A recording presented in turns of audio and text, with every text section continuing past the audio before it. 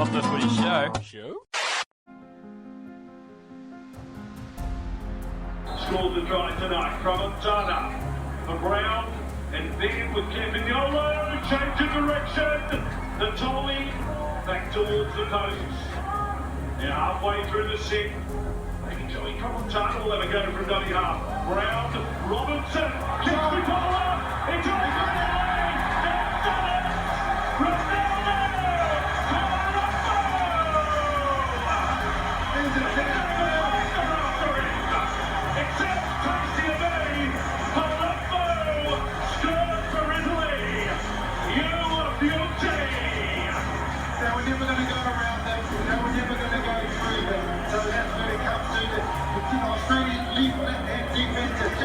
Too far upstream.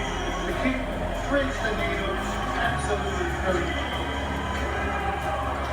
And sometimes, like you said, they've got a chance there. This has worked out quite well for a lot of the emerging nations team, that short kick-off. They've gone with it again. They didn't quite get it right in the first half. But here you go. Left side defense, up too far, leaving the space there. And there we have it. Robb. One hand put down, he's partying already. I'm pretty sure there'll be London Broncos fans watching now. I'm pretty sure he didn't score a try this year. But here he is with the audacity to score a try against Australia. And we're telling everyone about it. Colombo. Yes. Yes, indeed.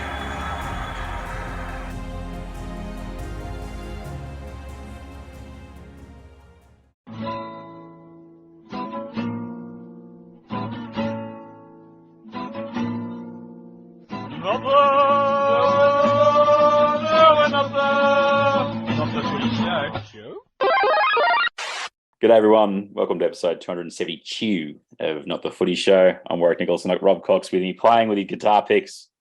He loves it, loves a little bit of fiddling during the show. And we're talking World Cup, Rugby League World Cup quarterfinals, mate. Believe it or not, Australia has managed to make the quarterfinals despite another person fiddling with his team every 3 seconds in Meninga. G'day everyone, was here. Just letting you know that we record this podcast on Thursday night, and as we recorded it, Meninga came out and said that Nathan Cleary was going to start at 7 and DC was on the bench as cover for Munster and Tedesco. So what we talk about, we didn't know that Meninga had said this on Fox League, so one of us was right, one of us was wrong. Find out who it was on this episode, Not the Footy Show. Cheers. Yeah, we have made the quarterfinals, mate, which is fantastic. It was definitely not unexpected. We knew we were going to make the quarterfinals for sure and certain. I'm probably more interested in the next game that we will play because we will dispatch Lebanon this weekend, and I'd say that we're probably going to do it by 40 or so. That would be the consistent with what I think the differences are between the teams. But yes, one Meninga seems to like to play ducks and drakes. I think Mal is a frustrated NRL coach. He likes to, have people guessing a little bit, and certainly I think he's finding it hard to see in the cloudy weather over there through his very heavily tinted maroon sunglasses, because that's it's a bit of a weird one what's going on at the moment, but it's his team and there's not much I can say about it because he's a legend of the game and all the rest of it, but he's certainly giving Daly Cherry Evans every chance to play his way into the team. Chances that I don't think I've ever seen before. From my memory goes back a fair way in rugby league, and I don't think too many players have had a chance like Daly's having at the moment to oust a rival for a certain position. So I think I'll leave it there because what I think is happening at the moment personally is certainly weighted one way. You know who I feel sorry for in this? Probably Nathan Cleary. It's not Nathan Cleary. Who is it? Daly Cherry Evans. Why do you feel sorry for him? Because if you saw his post-match interview after we smashed Italy 66-6, there was a guy standing there being interviewed knowing that was it. Yeah, but but did he know that was it? No, I reckon he thought that was it. Because he openly said, he goes, I'm so fortunate to play for Australia. This is it. It's been a great bonus. I've just had a blast. Always bringing on the green and gold. If I'm needed the next couple of games, then fantastic. But, I can only control what I can control. And then 24 hours later, Mal goes, I don't know who I'm picking at 7. And then they get to naming the team yesterday, and then, it's a squad, it's not a team, which is funny because the first game they played of the tournament, they actually named a team straight away, if you recall. And the last 2, they haven't. And Cleary, Nathan, Cherry Evans is going to be sitting there just going, have I earned this? I mean, I'll play. He's not going to say no, but it's got to be messing with him as much as anybody. And I think Nathan Cleary sort of, he's mature enough at this stage to not really be affected that much by it. He knows he's the next guy, and if it happens now, then fantastic. And he's played well enough, clearly, to walk into that spot. But DCE, it's not the way. I don't think it's played out like he would have thought it would have. My gut feel is that when the teams got named, he sort of knew I've got the bonus ticket. I'm going on the 5-week jaunt to the UK, and if I get a game, then fantastic. Get 2 games, better. But now he's actually in the mix for the actual 7 job in the 7 halfback, whatever you want to call it, in the quarterfinal, and it's like he has half a bad game and then he gets dropped. I just don't think it's a great place for DCE to be in, with the way Mal's behaving. Yeah, look, you've got a point there. I said to you, probably in a little bit stronger words, but I said to you today that I suspected that Mal would do this before a game was even played. Yeah, I suspected that Cleary would. I suspected that DCE would have to really, really, really falter. And it's hard to falter in the opening games because you're playing teams that, in this World Cup, you're playing teams that you should be smoking by 60, 70 or 80 points. So it's really hard to falter. You're 4 levels above your opposition. And I also knew at the same time of DCE having to falter that Nathan would have to play almost the perfect minutes. Every minute he's on the field, he had to be playing the perfect minutes. Which is a really difficult thing to do when you're playing against an opposition that isn't really stretching you. If you know what I'm saying. So I think I honestly think that it is weighed heavily against Nathan Cleary. I'm not sure it's affecting him, to be honest with you. Like you say, he's quite a cool cat, and he's pretty mature, and he knows who he is and what he can do. But I'm of the way that I think about all representative teams is that it should be the players that have earned the position should be playing in that position, not incumbents. Forget about incumbents when we haven't played a test for 2 or 3 years. I think it should be those who earn the position, because if you look at it, nobody's talking about incumbents when we're talking about lock forwards. Isaiah Yeo's the best lock forward in the comp. By the way, Mal's named Cameron Murray at lock. No, he hasn't. He has. No, that has been screenshotted from the app where they had to put them into the squads. That's not Mal doing the team. That's somebody at the NRL. That's from. Yeah, they had. That's from the NRL.com app. Yeah, because Lebanon named their team 1 to 17. Yeah, right. So that's the reason that it's there. Someone's thought. So are you saying that the DC won't be starting? I'm not saying that at all. What I'm indicating because on that NRL.com app. Yeah. Because on that NRL.com app, they must know who the 18th and 19th men are. No, you can just they're it's their best guess is what they've done. And now we could see Munster on the bench for all we know. That could happen. That's not going to happen. That's not going to happen. Did the whole Stewart comparison. That's not going to happen. Are you trying to suggest that because he's a Queenslander? Oh, how dare you? But that's not going to happen. It's just a situation that what makes me really wonder aloud in how Mal's handled this is that Ben Hunt is resting for the quarterfinal. That's insane. He is our starting hooker. He is our starting hooker. Grant is off the bench. I agree. I agree that he's the number one hooker.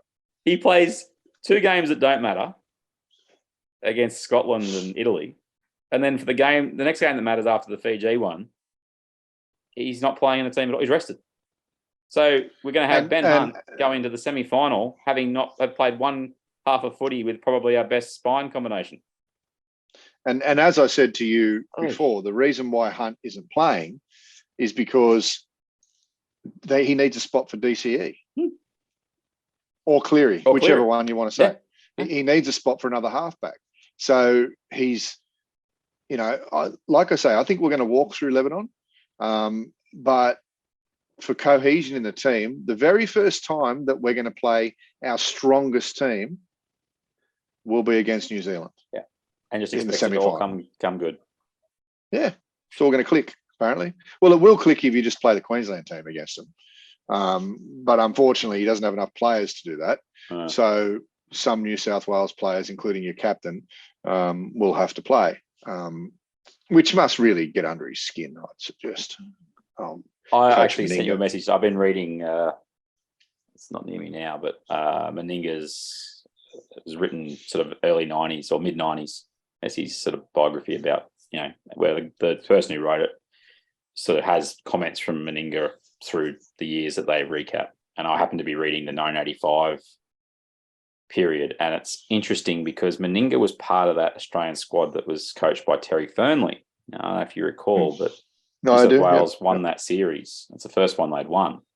And the actual test match series against, I'll have to double check this, but I'm pretty sure it's right per what it said in the book. But they played the test match series between games 2 and game 3 of Origin. Okay. And New South Wales had already won the series. So then Fernley went with all the New South Wales players in game 3 and we lost. We already won the series. But then in game 3 of the Origin, Queensland smashed New South Wales. But you get the little senses that this is something that stuck with Meninga from his comments in that. You think it did? Thing. Like, do you think he's petty enough to? Mal Meninga. Oh, absolutely. Over 35 years ago. The other thing I wanted to broach on that is that I reckon there is one thing that absolutely burns Mal Meninga to the core. And that is, here we go. He was a failure as an NRL coach. He inherited the Raiders after Tim Sheens in 97, and they didn't do squadoosh that they should have done. Wasn't much of a politician either. I'm just saying. I don't know. That was so brief, it may not burn him that much. But he was in charge of the Raiders for a few years there, and they had 2 good years. They finished 3rd in Super League, and they finished in the top 4 in 2000. Missed the finals in 99 and 98. They got to the second week. They didn't have Daly, so that was a factor. But he never really got him over the hump. And he's such a perfectionist now. And, he put the 8 Origin Series wins in a row. And he's done nothing at the Titans that has made them better. I signed for Feeder. Did he sign for Feeder? I like that. That's good. But then now apparently he's off contract at the end of this year. So that's not great. I don't know. I just think this is he's holding on to the last vestiges of power of something that he can control, and I think he's just gone a little bit too crazy. And hopefully, it doesn't cost us a World Cup. Yeah, absolutely. I mean, look, I'm going for the team. I have no personal issues with Daly Cherry Evans at all, or Munster, or Mal. Name all the Queenslanders. I'm cool with them all. When they're wearing their maroon, it's a different story. Yeah. But I just feel that whoever is installed next time as the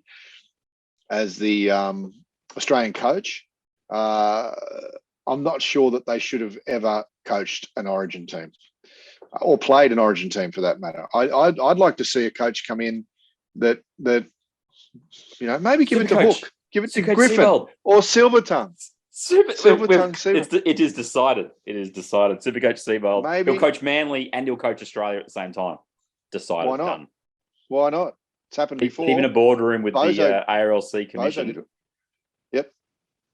following in Bozo's footsteps. What a narrative. 100%. I don't know if it was a great move to get rid of Bozo's daughter, but anyway, let's move on. Mate, I'm actually just weirded out by the whole Australian thing at the moment, but I'll get over it. Don't worry about that. I said it to you last pod. I just love watching Australia play football. Yeah, it's me too. A privilege, and I wish we had seen more of it in the last few years. Let's go to the results from week 3. We knew what the quarterfinals would be. There were no surprises. There was probably one score that was a little bit closer than we thought. England one? No, closer than we thought. I think all the blowouts. And I had actually had this conversation. Got my hair cut this week. If you're watching YouTube, wow, clearly, amazing. But young fellow in the seat next to me was talking to the other barber about the World Cup, and the barber said, he goes, it's just a training run. It's all blowouts. And I just turned my head and I said, actually, they've got to play the games or they don't get better. They just don't. You've got to have something to look forward to every 4 years. And it's the same thing with the Australian situation. We just get a chance to watch them play. So happy days on that front. There's obviously the politics that go with it, but at the end of the day, we did beat Italy 66-6, which was fun to watch. New Zealand 48, Ireland 10. This was actually pretty close for the first 20-odd, Cocksmith. Ireland had a crack. I enjoyed this game of football. Yep. Yeah, it wasn't bad. And look, it was close enough. It was close enough to have JWH all fired up. 1 week. One week. And he overstepped the line 1 week again. And you know what? In the NRL, if he does that, because we know his history, in the NRL, there's 3 or 4 weeks in that. He gets sent off in the NRL. As unreliable as the bunker is, he would have got sent off. 100% he would have been sent off. But yeah. You think Greece had any players sent off in the 94-4 loss to England? Because when that score came up the next morning, when I was watching the Australia game, I was like, excuse me?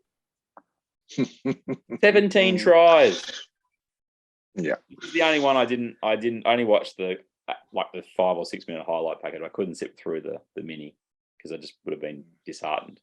But I'm just glad Greece got to the World Cup, but England, they've turned it on again, Cocksmith, and do we have to believe it? Look, that can happen. That can happen in the World Cup, with one of the minnow teams against one of the big teams, that can happen. I'm glad they played in the World Cup, and I really hope they play in the next World Cup. And I'd even like to see, just going down a rabbit hole for a moment, I'd like to see a couple of the minnow teams play in a mid-season kind of a thing. Maybe tag them onto the end of or as an opener for any Pacific tests that may be on. It could be great to see Lebanon versus Greece, or Italy versus Greece, or Jamaica. I mean, it'd be just good to see a couple of those teams getting a run, not only over here but over in England as well, to get their players more, or the teams anyway, to get the teams more used to test matches and the like. Yep.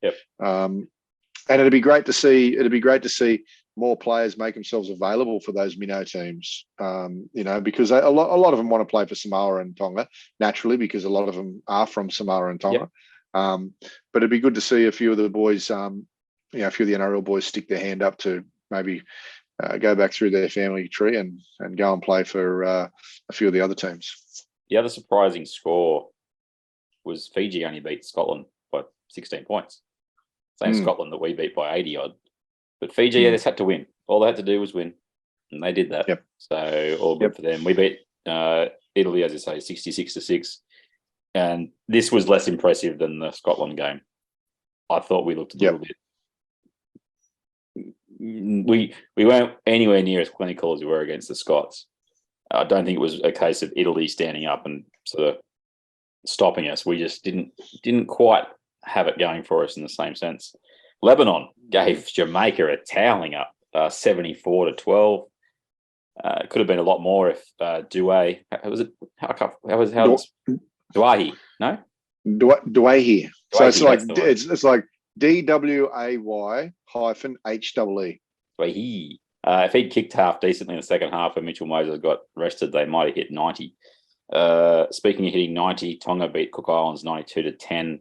This was a blowout that was on the cards really early and it just kept happening.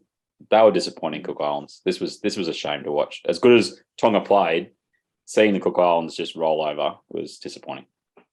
Yeah. Well, again, it can happen. Like they've got a couple of NRL players in the squad, or a couple of ex-NRL players and whatnot, but they just don't have enough quality cattle, mate. It's disappointing.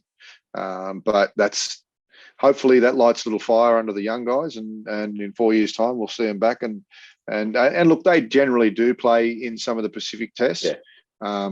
So, hopefully with a bit more experience and a few more NRL players coming through that might stick their hand up, we might see a stronger Cook Islands team next time. Samoa got their act into gear. They beat France 62-4 in what was a play-in game. Whoever won this match got second spot in their group. And Samoa took care of business big time. They've lost a few players. Alawai is now out for the tournament. I'm not seeing enough from Suolai. Oh, he's done his kneecap. Right. Did not ACL, but did kneecap. Suolai, I want to see more. I haven't seen enough from him at fullback to suggest that he deserves to play fullback at the Roosters. Isn't that a hilarious narrative that is being shot in the foot at the moment? But I think they'd look better if Crichton was there. I've seen enough of Samoa in this tournament to say that I'm just not convinced that Suolai is doing enough at fullback for them to come through Tonga and then England, I guess, or PNG. Yeah, I think Stephen Crichton would make a real good fullback for any club or nation that he plays for. Like, he just needs a bit more time at fullback to really iron out some creases. But I think he would make a better fullback straight away than Suolai. It just doesn't have the runs on the board at the moment for to have him in there as a first string. Not when they're going to go and play Tonga for a turned it on. It's a sudden death game next one. Yep. So Luai playing very well. He's bounced back certainly from being owned by England in that first game.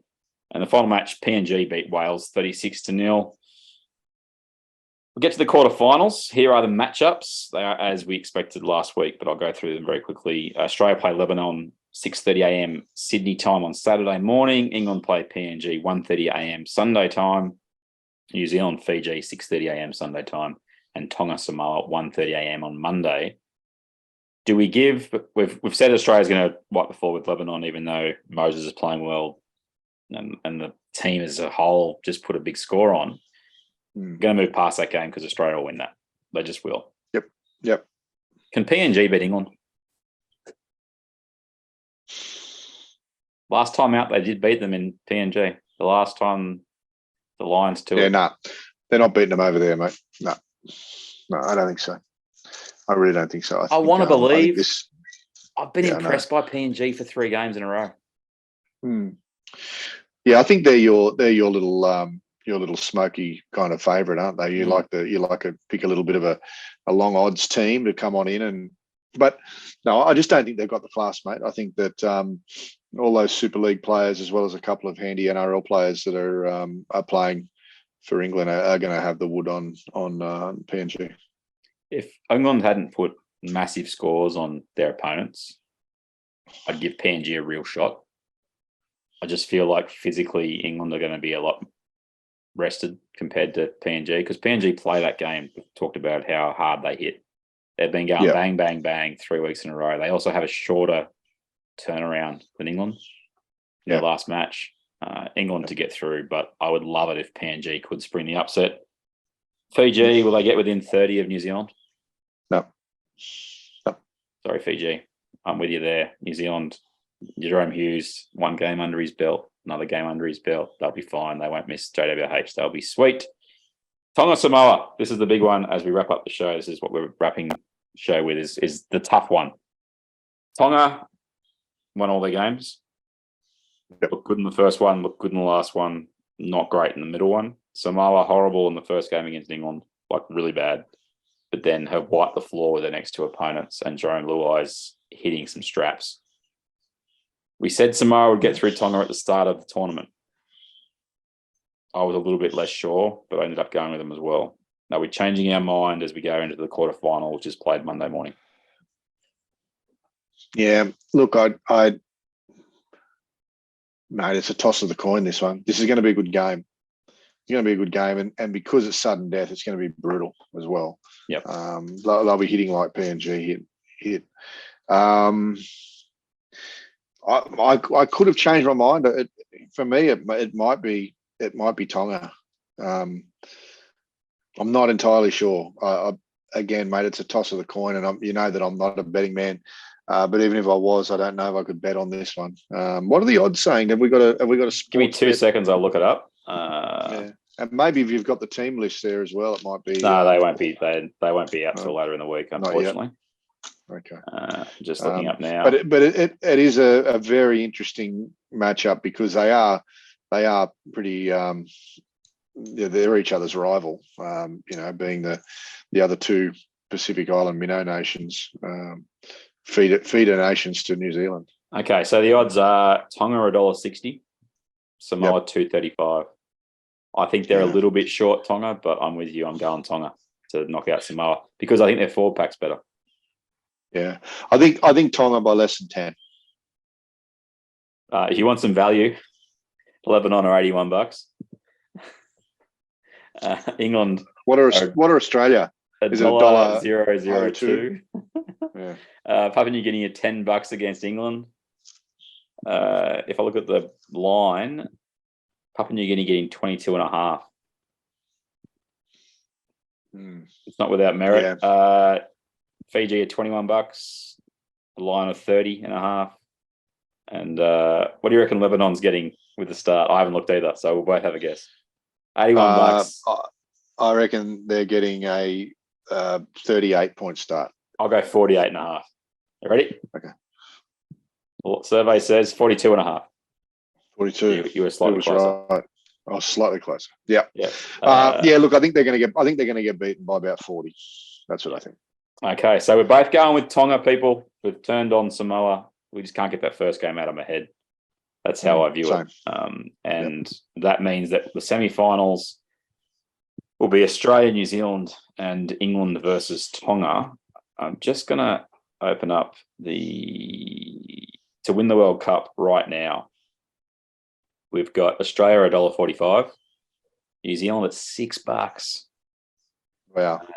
But I mean, I guess the loser of that game will go into it. But the winner of that game. That odds is being controlled by Australia. England $6.50, Tonga 13, Samoa 17. You get 101 for PNG, 251 for Fiji, and Lebanon 500 to 1 to win the World Cup. Interesting top try scorer race that will definitely heat up as we get through the set to the quarterfinals. Adokar and Dom Young are the two main favourites going into the quarterfinals. Cocksmith, that's episode 272. I think we've declared that Australia are getting through Lebanon. As you said, they're walking through Lebanon. I'm sure it's nice at this time of year. New Zealand to beat Fiji, England to beat PNG, and finally we've both gone with Tonga to beat Samoa. So it sets up some pretty tasty semi-finals, mate. The semi-finals are where it's at. That's where it's going to be. The serious games, and I dare say that I think the semi-finals will make for better games than what the final will. The only way that I can see semi-finals, the final being more predictable, less predictable than what the semis are, will be that if England get through and Tonga get through, that will make it. Oh, well, England will play Tonga in the semi-final. They will. That's right. Sorry. Yeah. So for a final, then, Tonga New Zealand's probably the most interesting final. Well, I don't know. I think New Zealand got enough firepower for them, but I think Australia are going to get through. Well, it seems they will at the moment. And by the way, folks, that can all change with one or two injuries. Because I think New Zealand and Australia are pretty closely matched. As it stands right now today, with no injuries and no suspensions, I think Australia are probably a 12-point better team. But that can change on the day. It can change with, like I say, with a suspension or an injury. So, but I think the semi-finals are going to be the most interesting, probably, of all the whole things. If it goes the way we think it's going to go, that's where the interest factor for me is going to be. Absolutely. What we'll try and do, people, is early next week do a recap of the quarters and then set up for the semis, because there's going to be a big break between those being played. And the business end of the World Cup, and only such a business end, so much so that the hierarchy for the NRL will probably be over there as well to watch the Australian team that they picked pretty much run around and see how we go. Right now, Cocksmith, as we leave the podcast, who's number 7 come kick off against Lebanon? DCE. I think Daly will win it. No, I think he's going to go with Cleary. Although whoever wears 7, who is in 7? Because neither of them will be wearing 7. I can't remember who's in 7. Mate. In 7. The halfback. Who's going to starting the halfback that's going to start? I think will be DCE. I think he's going to put DC on the bench and he's going to start Cleary. Okay. I'm staying with some faith that sanity will prevail. But anyway, that's another podcast. 2 podcasts back to back for you people. Hope you're enjoying the way we're producing them at the moment. I'd love to hear some feedback if you are. Some people have been reaching out, so thank you to those people. Appreciate it a lot. We enjoy hearing back if you actually are enjoying the shows, because we're enjoying recording them, that's for sure. A lot of enjoyment going on, mate. So much enjoyment. It's all the enjoyment. We'll speak to you next time on Not the Footy Show. Take us out, Coxman. Catch you later, mate. Pepsi. Not the Footy Show. You've been sleeping over there? Pepsi.